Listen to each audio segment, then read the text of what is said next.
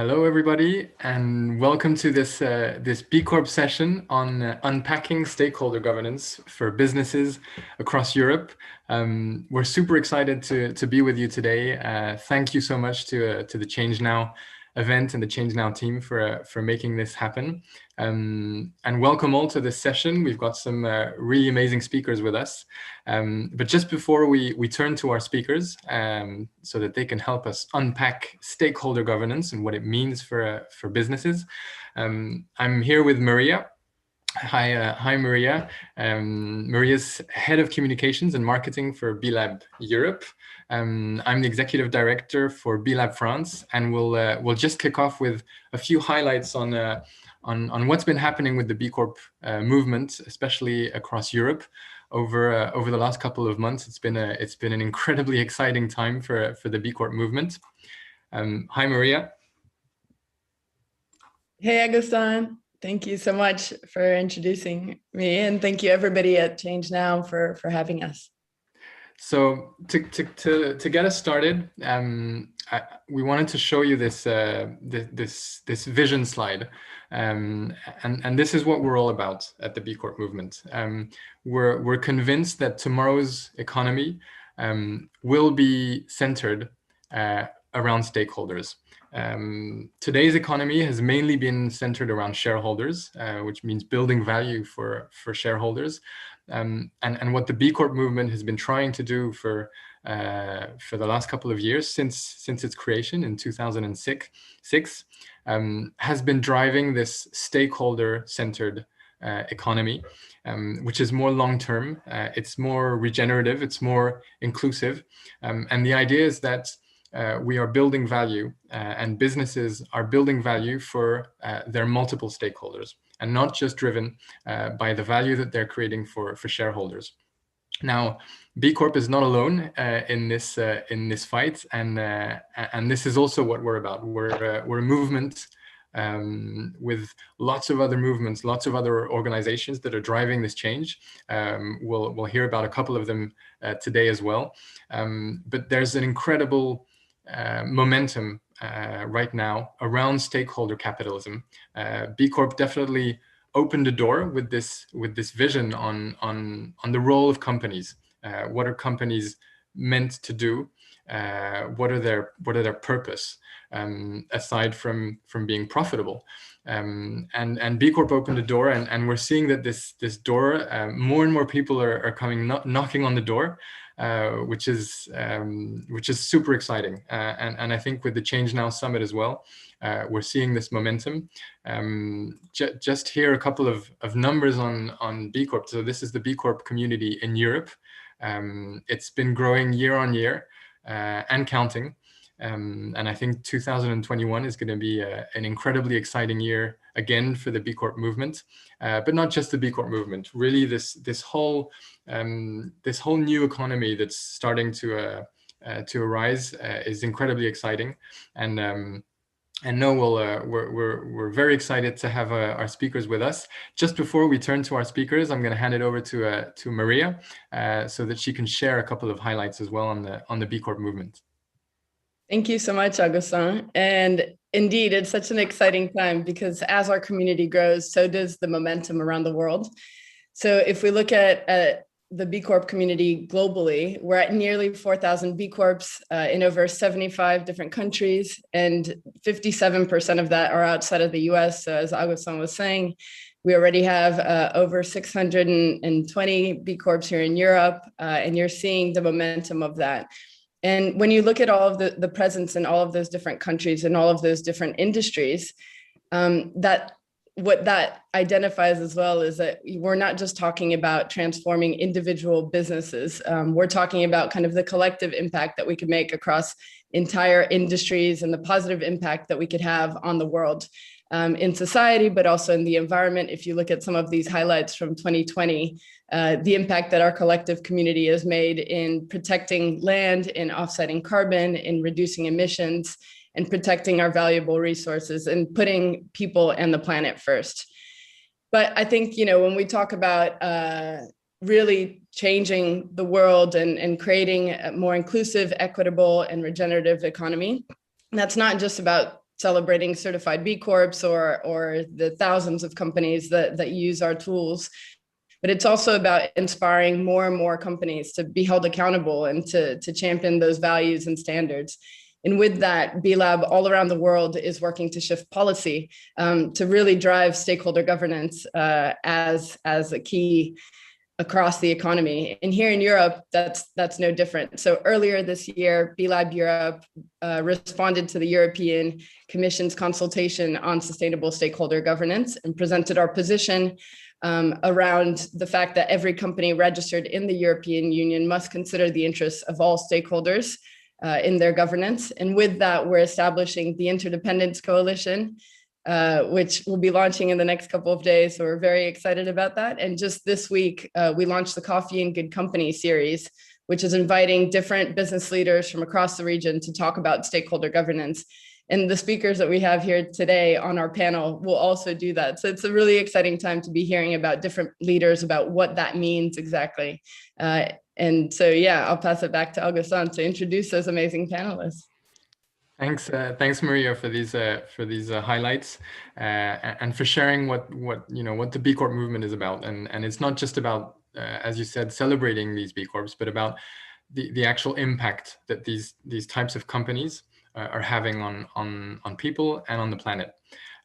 So we're incredibly lucky to have 4 amazing speakers with us this morning. Thank you so much for being available. Wojciech Beginski from Poland. He's helping drive the B Corp movement in Poland, and he's also been hard at work with B Lab Europe on all the things that Maria just mentioned, responding to the European Commission consultation. He's a lawyer, a specialist in corporate governance. Thank you, Wojciech, for being with us. We also have Alessa Pelaton. So she's a board member of B Lab France, and she's also a lawyer, specialist in mission-driven organizations and what in France we call l'économie sociale et solidaire. Thank you, Alessa, for being with us. We also have Emery Jacquia, who's president at La Camif, a B Corp and a société à mission.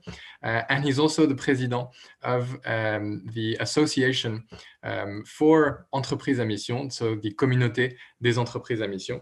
And then from Italy, we have Letizia Rigazzi, who works with Nativa. She's evolution guide and activism champion, and she'll be here to share with us what's going on in Italy with the B Corp movement and the Società Benefit legal status. So thank you to the 4 of us for being with us this morning. I'm just gonna stop sharing my screen so that we can all appear a little bit bigger. And we can kick off the discussion. Maria, I think you can start off with the first question to Wojciech. Perfect. It's a pleasure. So Wojciech, you've been working really closely with the B Lab Europe team on pushing stakeholder governance within the EU legislation and everything that means. So we'd love to hear from you about what that means. What does success look like in the next few months, and what are we trying to accomplish? Hi, thank you for having me here. It's a pleasure. Really great to see all of you and be able to speak a bit about the historic shift that we're experiencing. So I think I would start by making a brief introduction. So I think we're actually living in historic times. We're actually experiencing a fundamental shift in the EU. It's something amazing especially for a lawyer to be looking at and engaged in. So it's a move in the EU towards sustainability, towards a regenerative economy, and we're experiencing a shift not only in regulations, but I feel like a shift in mindsets of consumers, directors of companies, of investors, of governments, and also NGOs who promote this new economy. And what is important also in employees, they are also looking at this. So I would make this setup that we're living in very, very interesting times. And all that is evidenced by the growing interest in sustainability, but also the growing network of B Corps and the number of B Corps that are becoming certified, but also changing their statutes to incorporate the legal requirement, which we will be discussing in a second. But the question is whether this shift is happening quickly enough, whether we have time to wait, and do we have that time? So the EU generally is progressing very quickly. The tempo is amazing. They're trying to provide frameworks for regulatory frameworks for this shift. From the legal perspective, you have, CSRD, SFRD, taxonomy, just to name a few regulations. But again, do we have time? Is it quick enough? The EU is experiencing also some setbacks and holdbacks on particular pieces of legislation, which are important from the perspective of the economy and from the perspective of the whole shift that is intended to become the law. So I'm talking about mainly about the HR and environmental DD and supply chain. And the rule that I'm particularly interested in is the revision of the fiduciary duty of directors of companies. What I mean by that is mandatory inclusion of stakeholder interests in the decision-making processes of the boards.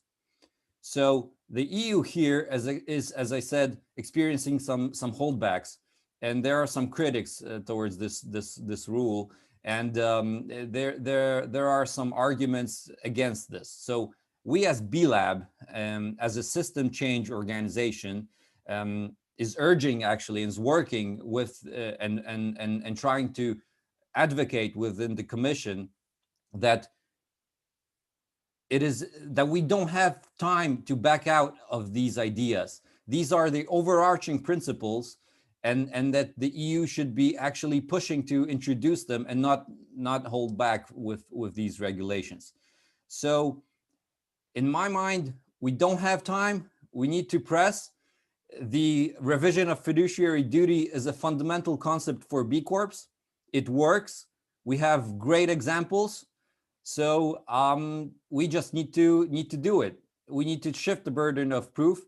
And if there are critics, I think they should prove that our concept is wrong and that the B Corps are actually doing something else than intended. So I think I'll pass the microphone here. Thank you so much, Wojciech. And that's definitely something we want to come back to as well, of how B Corps can be success stories for this concept of stakeholder governance. So my next question is to Alyssa. Hi, Alyssa. You helped connect B Corp to the Société à Mission legal framework. Can you tell us a bit more about what that means and how both frameworks can help businesses better consider their stakeholders? You're on mute, Alyssa. Sorry, can you hear me? Yeah.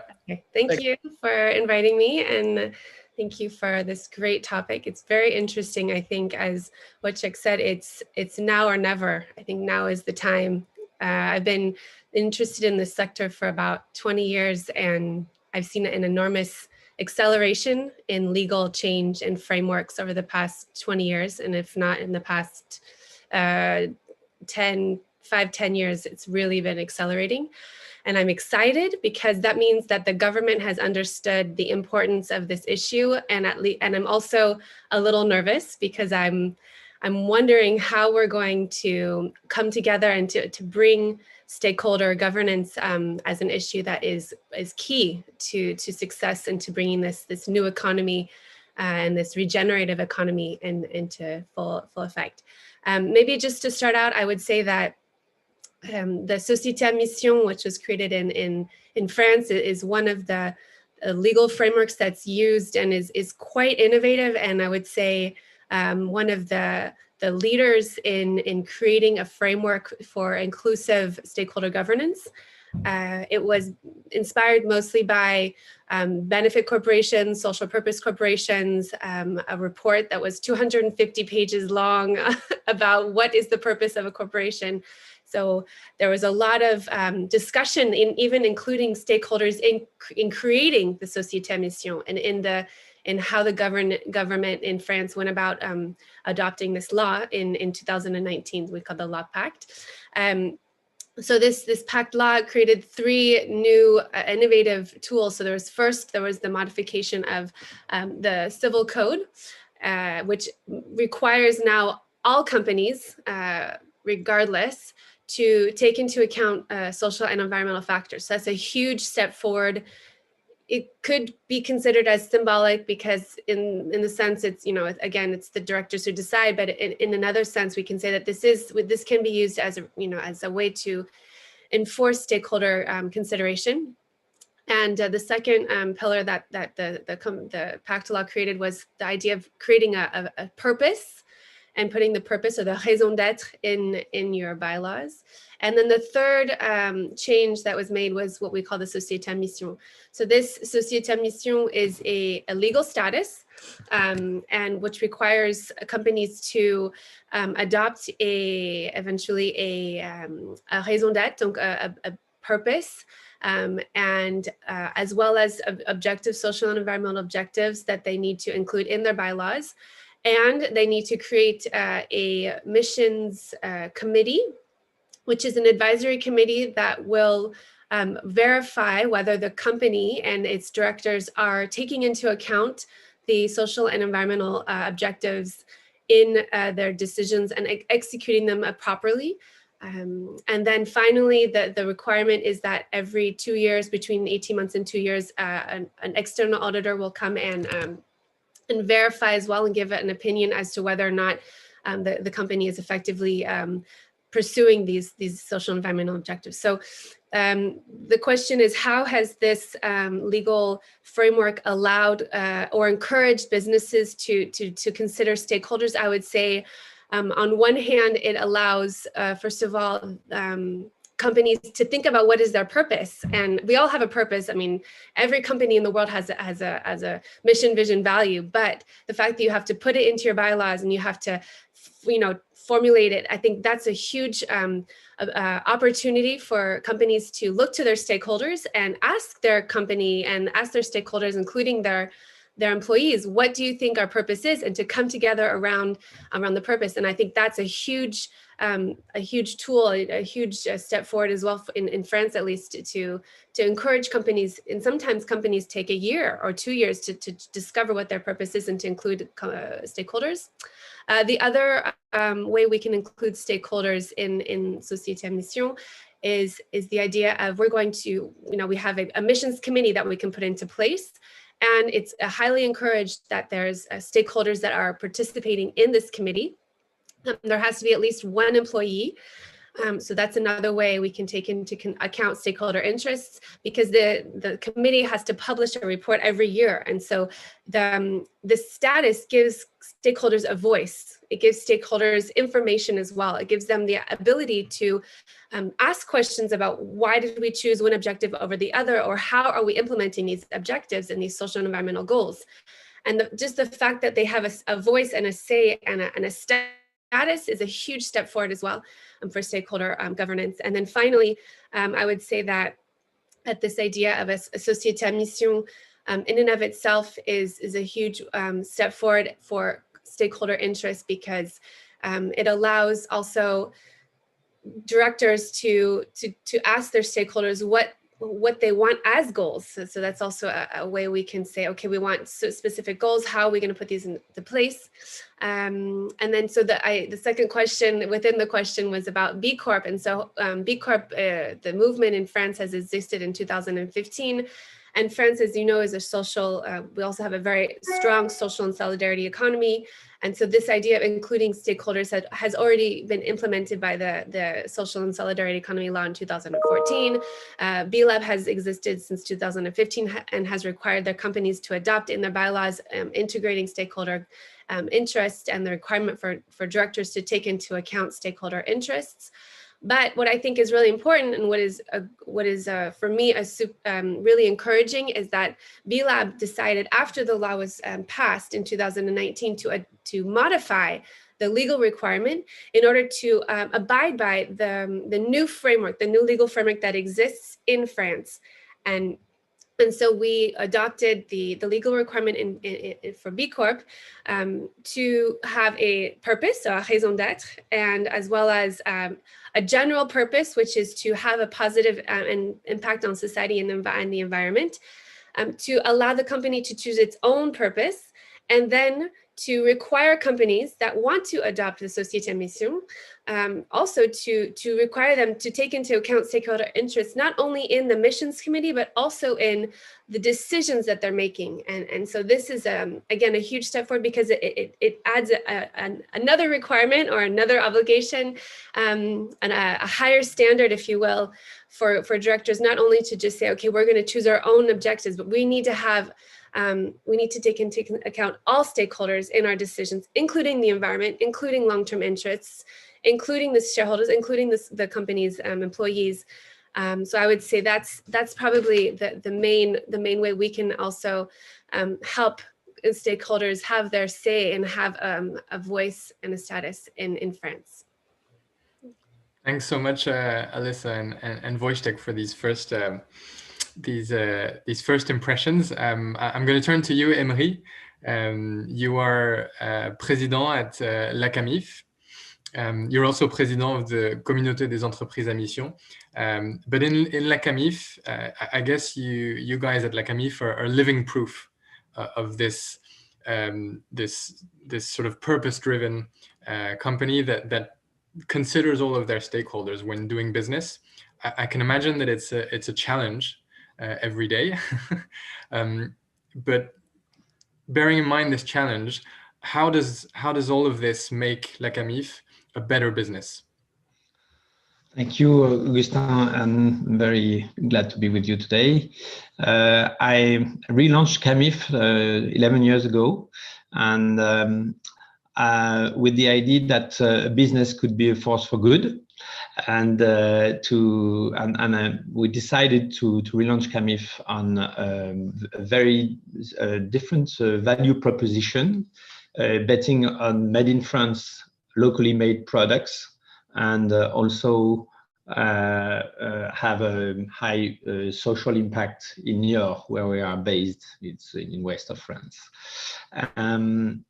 We measured immediately that the only way to have a successful business was to engage all the stakeholders, customers, the Niort city, all the suppliers, and we paid a lot of attention that our project could have positive value, positive impact on social issues, on environmental issues, and to recreate a triple profit, profit for the people and the planet, as B Corp say. And a few years after the relaunch, that was in 2013 or 14, we met some researchers from the École des Mines in France, and we decided to work on the purpose of CAMIF and to rethink why we were here, what was the value that we could have for the society.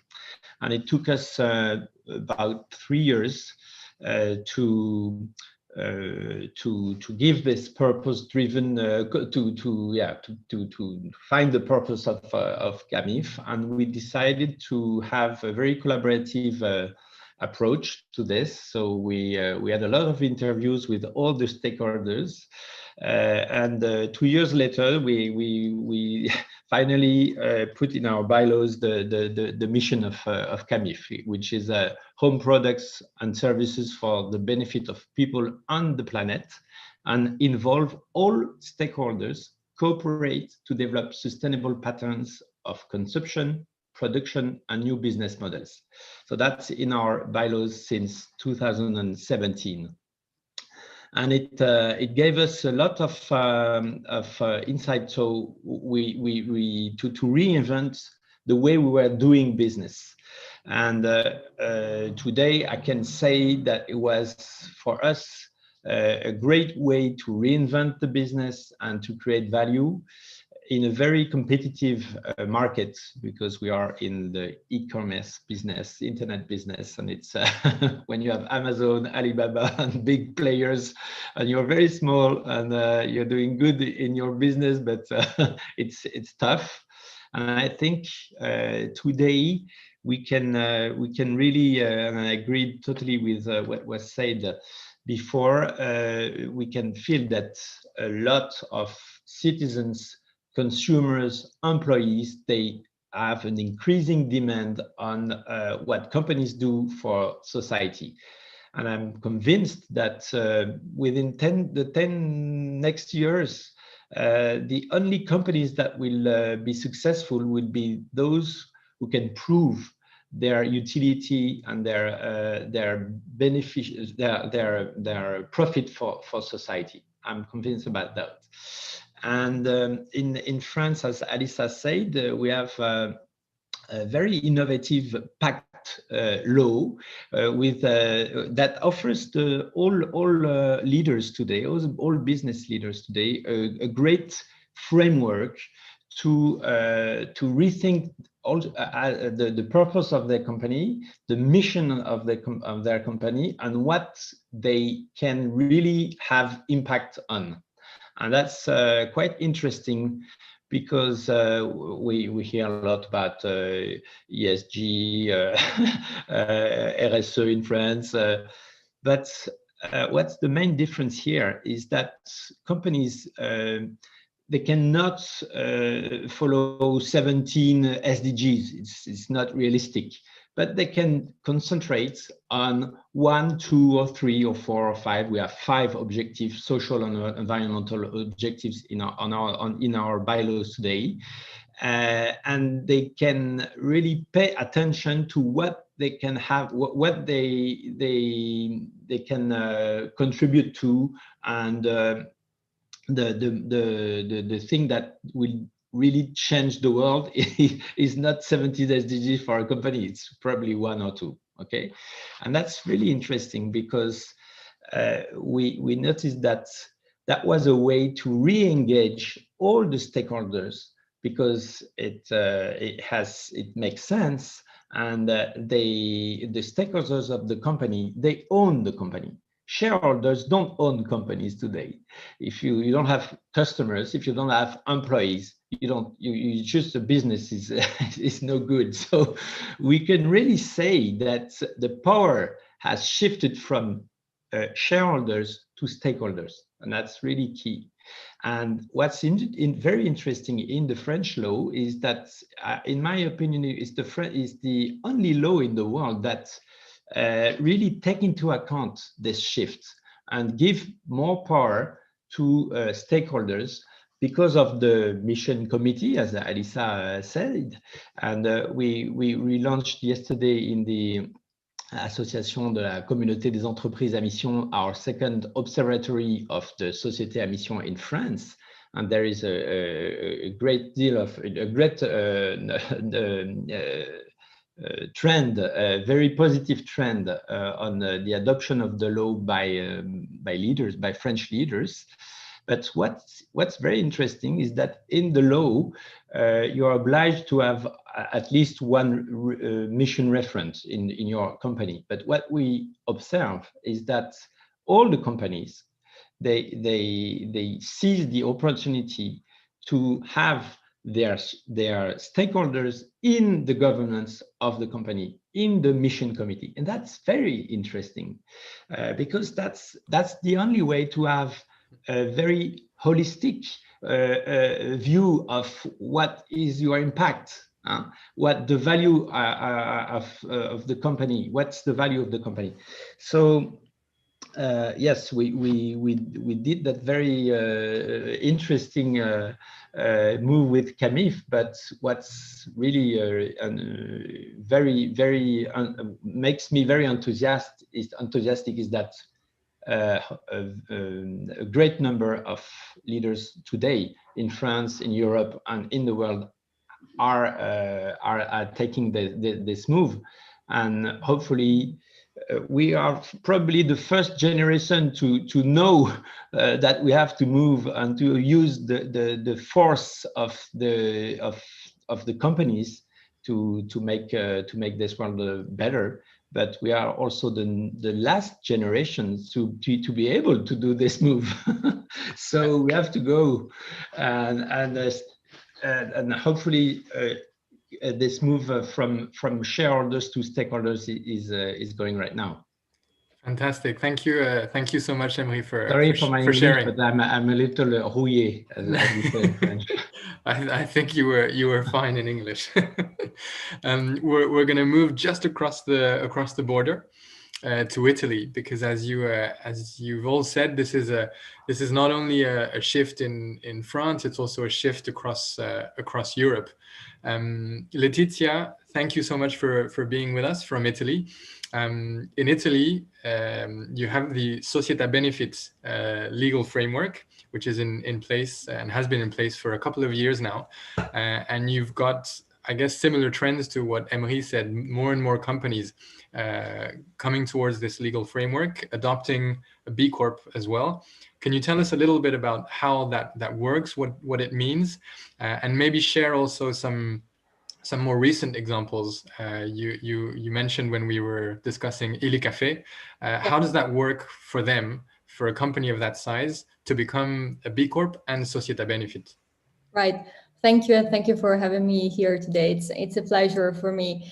Yeah, also in Italy, there is a movement that is actually accelerating this trend of changing towards more sustainable paradigms. And we see that by the numbers of companies that are becoming certified B Corporation. In Italy right now, there are 120 certified B Corps. But more important is that we have around 1,000 benefit corporations, so Società Benefit in Italian.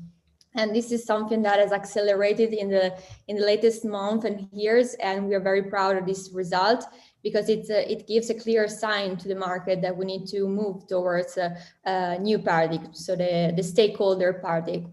And for us, this is a major achievement, but maybe achievement is not the right word, because this is a transformative process. So this is something that is ongoing, and there is still a lot that we need to do. So we are very happy about this, but what I want to stress is the fact that this change has happened because we have access to tools and models. We have for the B Corp, the BIA assessment, and that's for the benefit corporation, the legal framework, which in Italy is the Società Benefit one. And by changing the bylaws of the companies, basically you go and you start to, you allow companies to protect their mission in the long term. So no matter if the governance changes or the top management changes, by acting on the bylaws, it's like acting on the DNA of the company. So you give a sort of a different license to operate. And this will go for, in the future without, no matter if it changes the governance, as I said, or the top management. So with this new license operate, the company commits to create this positive impact. So that's why we call them the so-called double purpose companies, you know. And for Italy, this has been a real change, a major revolution. And as Nativa, we're proud to have contributed to the introduction of the law in Italy. We discovered Benefit Corporation by reading basically an article from the Harvard Business Review that was talking about the law in Maryland. And we said, well, it's not possible in Italy to actually formally act with a double purpose, because there were already a lot of companies, including Nativa, that were already acting with that purpose in mind, but there wasn't a real formally legal framework that companies could adopt. So we joined the forces with some politicians, economic experts, and the community representative in order to start up this working group that in December 2015 managed to reach the Italian parliament. And since January 2016, all Italian companies were able to actually become società benefits. So it was a very, as I said, transformative and innovative process. And we see how this has literally changed the way companies are perceiving governance, because it's not just about changing the company bylaws, but it's also becoming accountable. Not only you have a double purpose, but you have a sort of a double responsibilities. And I see some similarities with the French model. Also in Italy, we have responsabile d'impatto, which is a person or a team within the company that is accountable to report yearly the impacts and the progress that the company has with regards to the impacts that she's intended to pursue in the company bylaws. So also here, there is also the same, I would say, accountability, transparency, and commitment to address the impact topics as the one that was traditionally reserved for the business topics. So we see that this is radically transforming the way companies are approaching business. You mentioned Il Caffè case. They became Società Benefit Corporation, and afterwards they gained the B Corp certification. And it was very interesting how the two journey, let's say, of the company were strictly interconnected among them. So from one side, there was this protection of the mission that was a natural evolution of the company. I don't know if you are familiar with Il Caffè, but they have a very, let's say, strong tradition as a family company in Italy that has spread all over the world. And they called themselves as a stakeholder company, because since the very beginning, they were taking into consideration the impacts they have, especially on the communities they work with. And by adopting the legal status of Società Benefit, they have formalized their commitment. And they were really happy about the results that this shift, the results that they had within the company itself, because also the people we were talking about at the beginning, the cultural shift and the mindset shift that we need. And this is not just a formalization that happens in the bylaws of the company, but it's something that is translated within the everyday activities, and all the people that within the company are engaged and becomes ambassador of this change. So this is what we have seen. We have seen in the case of Il Caffè, but it also in many other cases. And I think that the metaphor of the DNA that I used before is perfect, because we're really acting on the inner self, let's call it this way, of a company. And this has a huge impact, because in the future allows company to be coherent with the same challenge themselves with regards to the impact objectives that they have chosen. So this is a short snapshot on the Italian market, and I think that there is, as I said at the beginning, a strong acceleration in this. And yeah, this is pretty much what I wanted to share with you. It's a transformative process, so we are expecting more things to happen, and maybe more tools and models to be shared with all the businesses in order to improve this changing process. Thank you so much, Letizia, and thank you to everybody for contributing, talking about how this experience is, how stakeholder governance is embedded into the DNA of companies like Camif, like Il Caffè, and also talking about these different laws at the national level in both Italy and France. So just before we go into the audience questions, who please submit your questions at ChangeNOW. I'd just love to do one additional question to everybody who's here, because everything that we've presented today makes it feel like stakeholder governance is so obvious. It's the obvious choice for people, and it's right for the planet, but also beneficial to companies in the long term. So what's missing for this vision of stakeholder governance to really become the general rule? What's next? And maybe Wojciech, you could take the first answer. Okay, that's a really great question. So really great and really hard.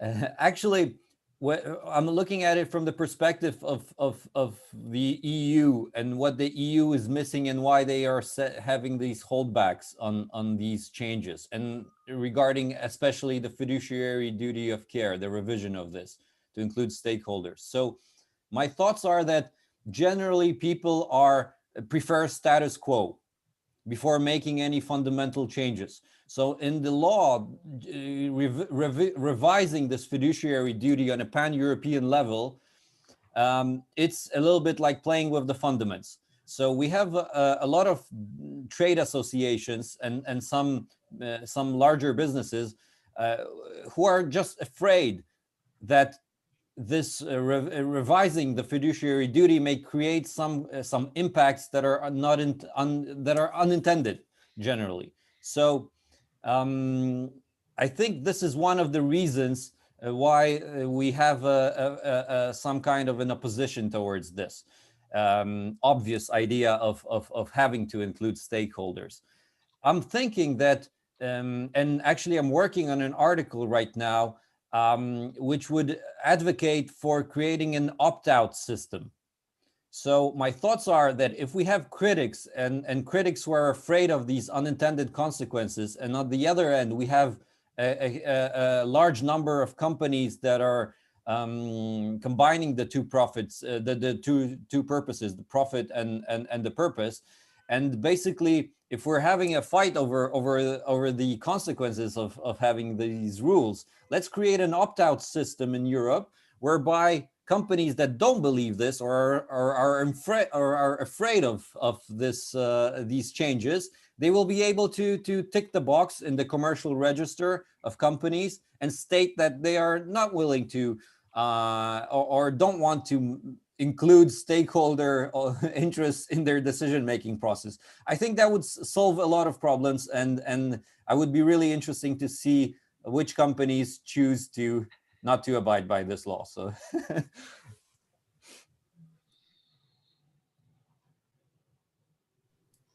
yeah, I think Alyssa, that's all from my side. Alyssa, Emery, Laetitia, what's missing? A virus was missing, because I think more than laws, the COVID accelerated this trend for companies, for citizens, and we are living right now a change, and this shift is probably, this virus is probably, it's sad to say, but a reason of what we talked about right now. And but more seriously, I think the revolution will come from finance.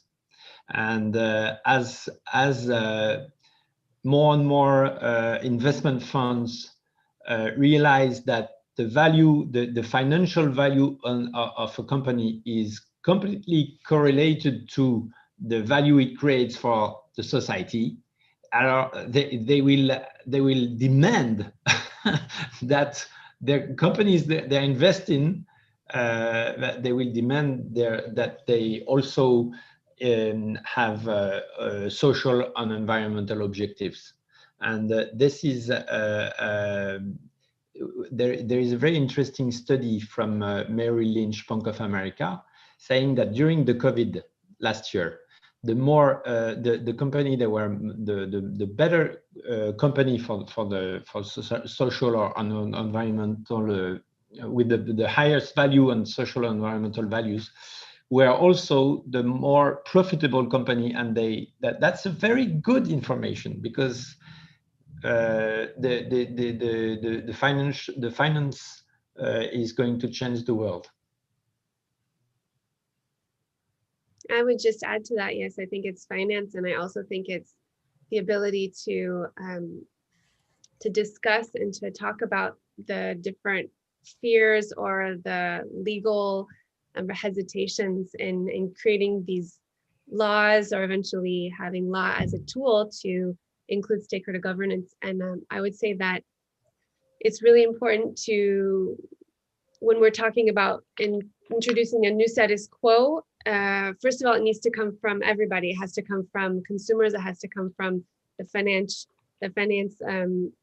the actors, it has to come from legal framework, it has to come from the ecosystem that is created. So once most of the actors in the ecosystem are all ready, I think it's going to be a very quick shift.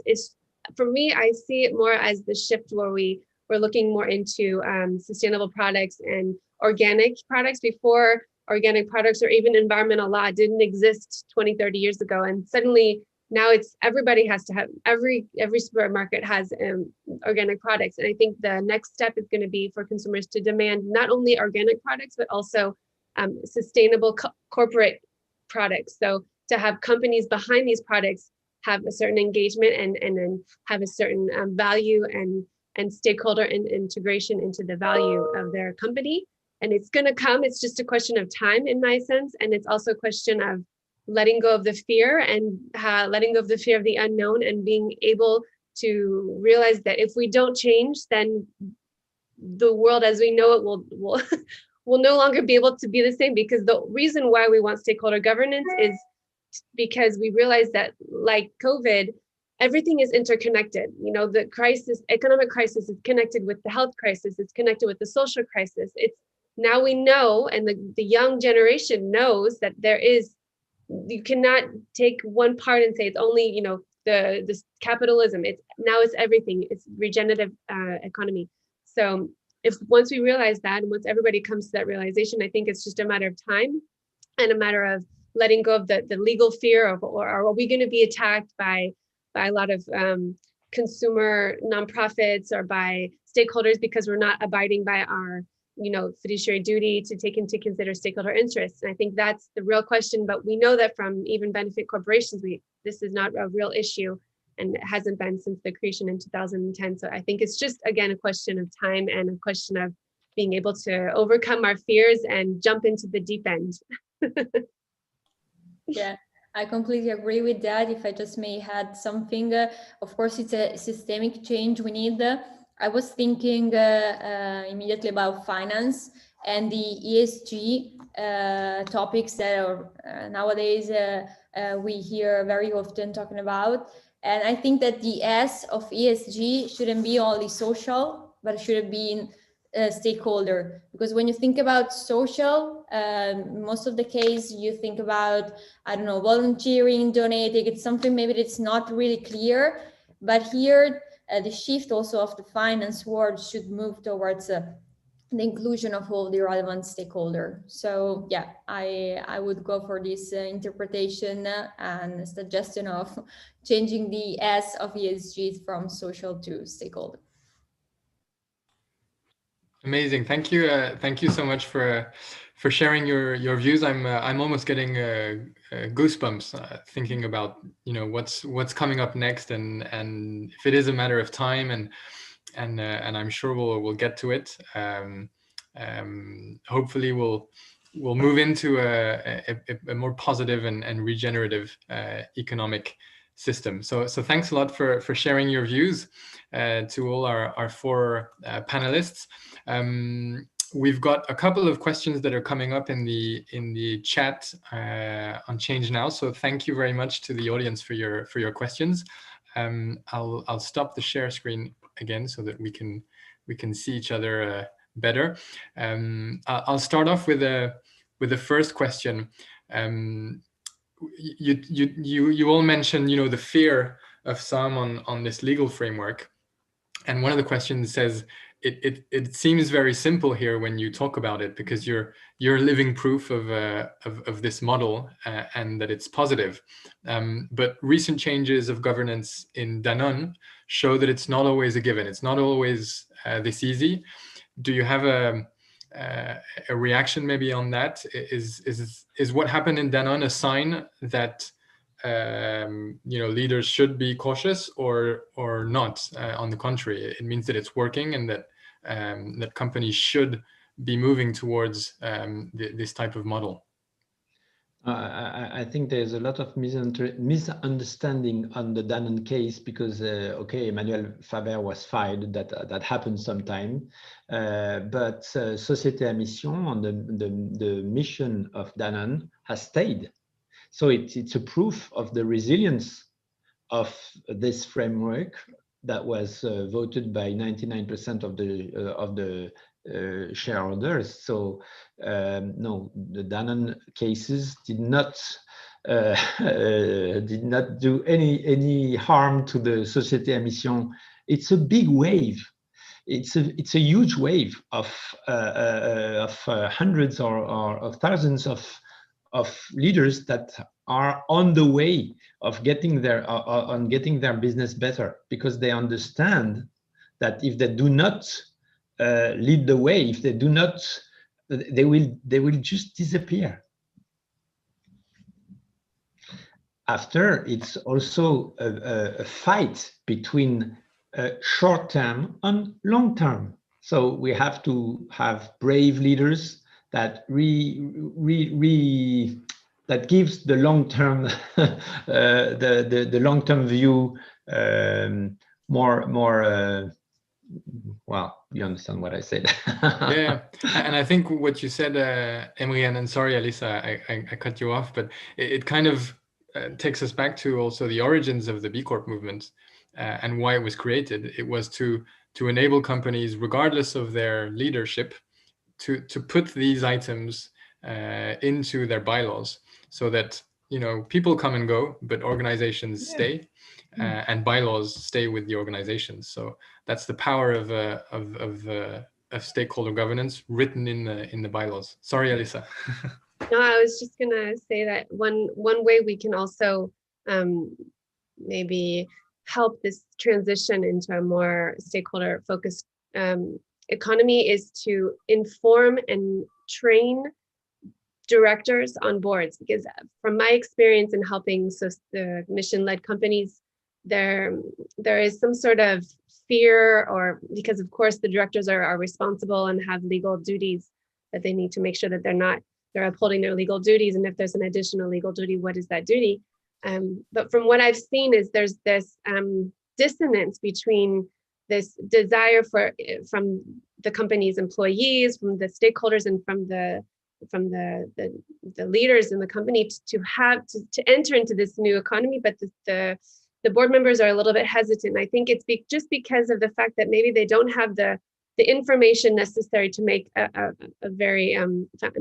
informed decision on this item. And I would say the next step is to train as many board members as possible, and to even maybe have an independent board member that is also very well versed in climate change and in CSR principles and in this new economy that is coming. And I think that's important for the business as a whole, and also for good governance as well, to have a more informed board, so that we can not have this dissonance between what everybody wants and then what a few people in a board meeting decide. And I think that's important to make sure there's a connection between the two.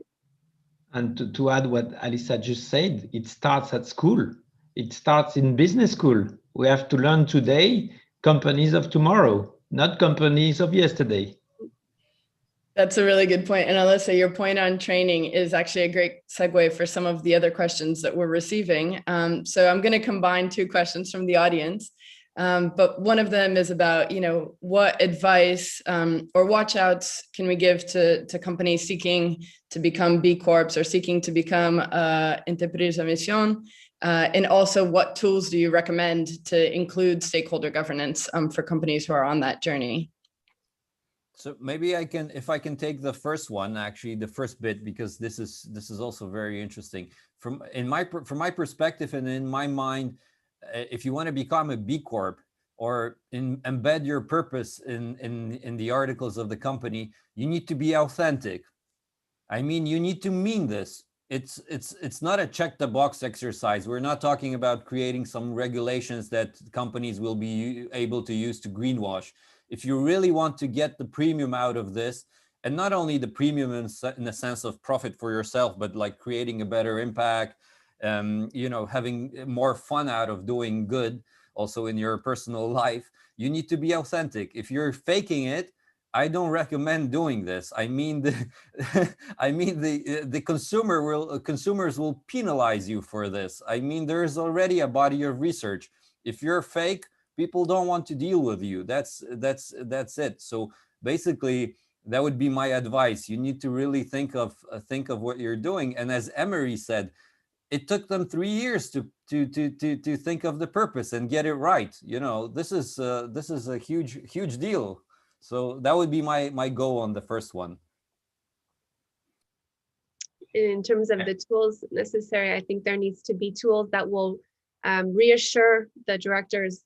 So to, for example, for the missions committee in France, we put into place this this regulation of these rules, committee rules, so that everybody has a legal framework to abide by. So it's not one person will come and can take over the discussion, or can try and harm or publish harmful comments in the missions committee report. I think that there is a fear of, if we let other people in that aren't like us or that have a different opinion, maybe they're going to try and they're going to use the information we give them to harm us or for competitive business. And I think one of the tools we can have in order to reassure companies in that sense is to create these frameworks or contracts or rules to say, okay, this is the rules of the game. This is what you can do. This is what you cannot do, but still give them power to have their say and to have information that's necessary, and to train. Again, I think that's a tool that's important for everybody to say that, you know, even though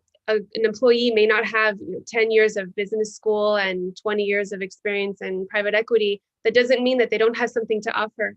I think everybody has something to offer, and it's just being willing to look at what is the value. So coming back to what is the definition of value? Is it simply, the financial aspects, or is it the externalities and what we can do to try and quantify and take into consideration these externalities and extra financial aspects of the business, and how we can include those stakeholders to talk about those externalities, which are very important to take into account.